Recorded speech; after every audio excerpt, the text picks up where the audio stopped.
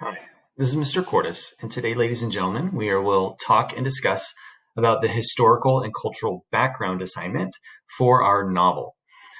You guys have been piecing together a lot of information, doing small little activities and turning them in one at a time. This is the last activity that we're doing, and it's the last primarily for two reasons. One, the historical and cultural background information kind of helps us give a well-rounded idea and picture to the novel that we're reading. The second part is that we are going to incorporate in-text citation. So when we first started, we kind of looked at like MLA citation. We looked at article reviews. Now we're looking at finding bits and pieces of information and putting it into our own writing so that it kind of helps support our ideas and our thoughts. So this is probably the largest one that you have, the largest assignment out of all of them, simply because it's a little bit more complex. But at this point, you have the skills of going through the MLA, going through like citations. You're kind of in the groove now. So this is going to be, hey, can we showcase what we've learned? So looking here at the assignment itself, there is a little handout that you can click on that's going to go over this information as well. You'll notice already that there's a lot of questions to ask. And simply because I put all of these questions up, because sometimes people have difficulty finding information, which if you look at African colonialization, the Holocaust, or Chinese immigration into America in the 19th century, or the 20th century, there's a lot. There is a lot of information out there. So that's why I have a lot of questions, because that will help you get to where you need to be. We can't just simply type in African culture, because that will give us so much. We can't simply type in Holocaust information. You'll come up with so much. We kind of need to pull, and that's why there's a lot of questions for that. So looking here, it says historical and cultural context refers to the factors that surround a work of literature, but may not be stated explicitly. So while each book talks about certain things, it's not necessarily purposefully addressed. You're not reading a history book. You are gaining information about history, but it is not directly stating this is what happened and why in a broader world historical context. So this background information requires a deeper understanding of the work in question, so your novel, and allows us to analyze rather than summarize what we are studying. So you are analyzing, how does culture and history play into my novel? Not just, here it is. My character was in the Holocaust. Yes, he was. But what's the bigger issue, right? Oh, my characters are experiencing colonialism in Africa. Great. How does that play into the bigger picture? What does that mean? Why is that important for us? Okay. It is important to be aware that what the author was experiencing in their time and reacting against. Okay, students will answer the following questions and write at least 3 paragraphs, synthesizing and analyzing the information and answers. So 3 paragraphs is a lot. You are also finding additional information to help support what you're saying. In-text citations are quotes and articles, are quotes from articles, websites, information, criticisms, resources that help support your writing. So if you click on the handout, you'll come over here, and I'm continuing on with the L. Frank Baum Wizard of Oz theme, so you guys can kind of see the progression. Here, the example that's listed is the starting point for the historical information. Okay, it talks about how L. Frank Baum grew up during the Great Depression in America. I've got a quote here from this article, The Wizard and His Maker, the story of L. Frank Baum, and I put that in. I've got a quote right here that says, was gathering and saving resources, nothing was wasted. I found that quote from the article that talked about how people during the Great Depression saved everything. And I was able to use that in conjunction with what was happening for my author. Okay. Baum's family did not live a frugal or lavish life. yet saved each penny to survive. Baum had numerous jobs before becoming a successful writer.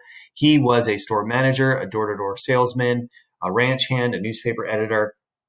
I'm answering some of these questions that are listed below based upon what I found in this journal article. Okay. So what this does for us is it kind of helps us bring in that information. So remember your article reviews. This would be a good time, and you can use that for this information. So in part of your article review, it talks about something for the author or for the history. Bring it in to your 3 paragraphs so that you are able to have that conversation. Okay. So let's look at the questions that you guys can answer. When was the novel published? What was the time period? When did the author write the novel? So that might actually be different, okay? The Wizard of Oz was published in like 1901, but it was written in like the 1890s. So what was going on during the 1890s, right? As you venture on. No, I'm sorry. L. Frank Baum was born in 1901. I have to go back and look at my research. But anyway, regardless, when is the novel written versus when it is published? Okay. In what part of the world was the book written? Okay. What key historical events occurred at the time and the work that was created? Is the setting of the novel the same as the location of the novel? So is it different? In the Joy Luck Club, there's multiple locations. Is that done purposeful? All right. Where they are in Night in the concentration camp known as Auschwitz, that right there is very specific. Is that part of that story? Okay. Identify and explain the ethnical and cultural themes of the novel. So let's talk about Jewish culture for Night.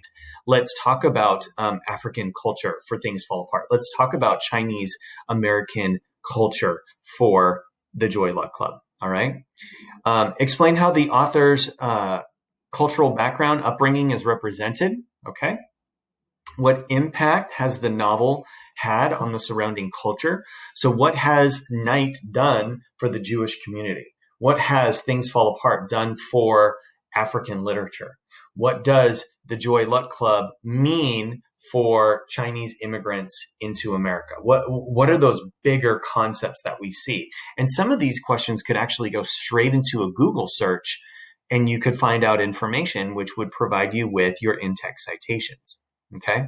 How does the novel represent a culture or historical time period? Like, what does it do? How is it represented? Is it truthful? Is it exaggerated? So those questions are going to help get you going to gather your information. You can go back to your articles, pull up your articles from the article review assignment and look in those to see, hey, I found this information. Even go back to your novel and author questions from the very beginning of this unit. That should have some resources. And part of that was to mark down your citations, to mark down your URL addresses, to mark down titles and authors of your reviews, and then you can use those. So some of you guys may already have resources to pull from. You may already have 6, 7, 8, 9 resources that you can use for this assignment. Okay. So for this assignment, you'll have 3 paragraphs. It'll get easy to get to 3 paragraphs because there's a lot about history. There's a lot about culture. There's a lot about your books. Okay. And you're going to have 3 different in-text citations for each, which means you'll have a total of like 9 in-text citations. Okay. So if you find 3 resources and you've got 3 quotes for each, put them each in your paragraphs and you'll go from there. So you can see my starting point here in my example. I only have 2. I need to continue to add to this by finding an additional resource and adding to it so it's answering these questions. Okay, so this is a starting point. Remember that. Okay, it says list your 3 citations at the bottom of your page in proper MLA format. Remember, if you are struggling with MLA format, all you need to do is go to OWL Purdue. Okay, OWL Purdue, and you click on the Writing Lab. This is the best place to find out help for citations. You're primarily looking for the MLA guide. That's your goal right there. of course, we have talked about this before. This is a review for you guys. If you go down to MLA formatting, you'll find, oh, here's how I do in-text citations. Here's how I format my quotes. Here's how I get a works cited. So if you found a book online, you found an electronic source, which most of you did because we're learning online, sample work, all of those things, all of this information is right here for you. Okay. So this is the last item that we have. Very important that you kind of culminate, bring everything together. What's the biggest impact? How does this novel showcase what's going on? Now, because we're a world literature course, this is one of our primary focuses. We focus on history and culture and authorial intent. It's called authorial intent as far as what the author is going through or experiencing and how it's portrayed in the novel. So this is part of our course. Not only are we reading books and writing papers, we're learning about culture, we're learning about time, we're learning about history. All of those components, almost like a humanities class, are put and bridged together. Okay? Please take a moment, message me, email me if you have any questions or concerns. Once again, if you are lost, let me know and I can help type in some Google searches for you and offer you some links. Yeah, this is probably the best part because now it's very investigative and you get to go and pull from your previous work, use that as well, and kind of put it all together into your 3 paragraphs with your like in-text citations and all of those things. All right. So email me, message me if you have questions or concerns.